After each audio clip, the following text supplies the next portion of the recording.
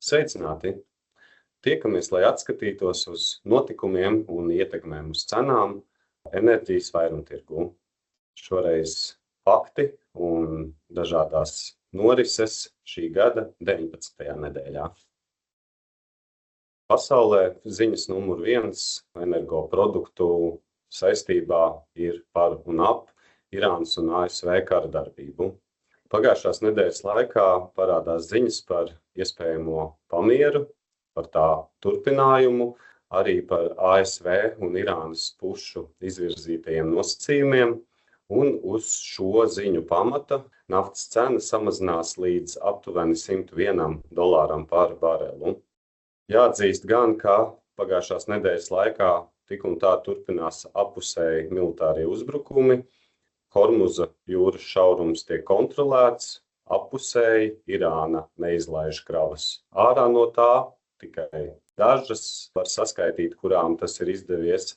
Savukārt ASV bloķē piegādes uz Irānas ostām, bet jau svētdienas vakarā un šodien no rīta parādās ziņas par to, ka Irāna kategoriski noraida ASV priekšlikumu, un šobrīd šī nedēļa uzsākas ar cenas palēcienu, atkal jau bažījoties un ierēķinot riskus tam, kā pasaules piegāžu tīklā iztrūks ļoti liels apjoms, un šobrīd tuvojamies 3 mēnešu periodām, kopš Hormuza jūras šaurums un naftas produktu piegādes pasaulē ir ierobežotas.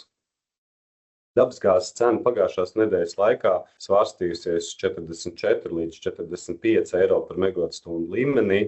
Par nākamā mēneša piegādi Eiropā krājuma līmenis pie 34% aizpildījuma. Šobrīd tas ir 7% zem pagājušā gada rādītāja šajā pašā laikā, un tomēr dabiski būtu domāt, ka aizpildījums gan šogad, gan turpmākajos gados nedaudz un pakāpeniski krītās, jo gāzes resursu Eiropas enerģijas ražošanā arvien turpina aizvietot atjaunīgo enerģijas resursu piedāvājums.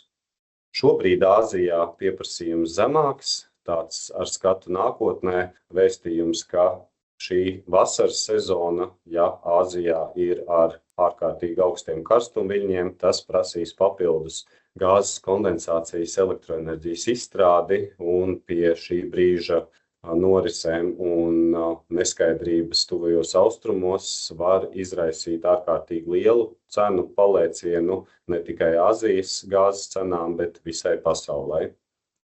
Emisiju kvotu tirgu arī visas tēzes ir par un ap neskaidrību, ģeopolitika tuvajos austrumos, iespējamā ietekme uz pārtikas, ķīmijas un citām rūpniecības nozarēm, tai skaitā turpinot apsvērt, kādi būs inflācijas pieauguma rādītāji. Arī Starptautiskais valūtas fonds pēta, kādas var būt ietekmes un kādas šobrīd rīcības gatavo dažādi reģioni visā pasaulē, lai atbildētu uz šiem te piegāžu pārāvumiem un teju neizbēgamo inflācijas pieaugumu.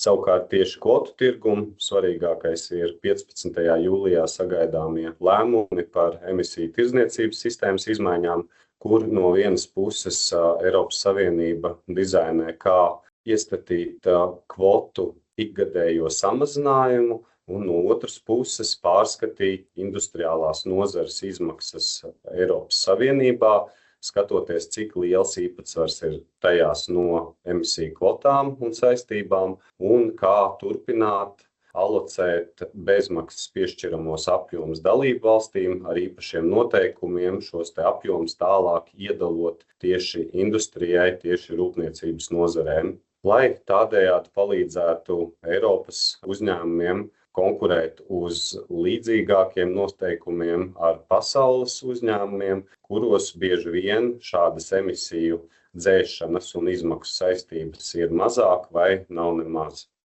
Tālāk pie laikapstākļiem, kas lielā mērā arī ietekmēs Eiropai elektroenerģijas cenas turpmākās 1 līdz 2 nedēļu laikā. Prognozētā gaisa temperatūra vidēji zemāka par normu, tas nozīmē nedaudz augstāka pieprasījuma puse, un tas, ka nākamās nedēļas laikā ir vidēji zemāka vēja izstrāde, liecina par zemāku piedāvājumu pusi. Un šie abi faktori kopā liecina, ka cena var veidoties augstāka kā vidēji sagaidāma pavasarī pie normāli siltākiem laikapstākļiem un augstākas vēja izstrādes. To arī redzam pagājušās nedēļas norisēs, gan Ziemeļvalstīs, gan Baltijā. Cena pakāpjās.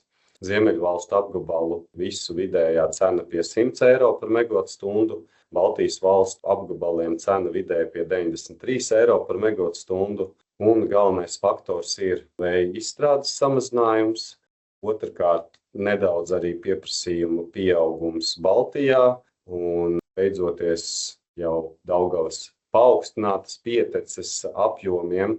Arī hidroizstrāde Baltijā šobrīd samazinās un vasarā būs zemākā līmenī, kas ir normāli un vidējai statistikai atbilstošs Daugavas ritējuma profils.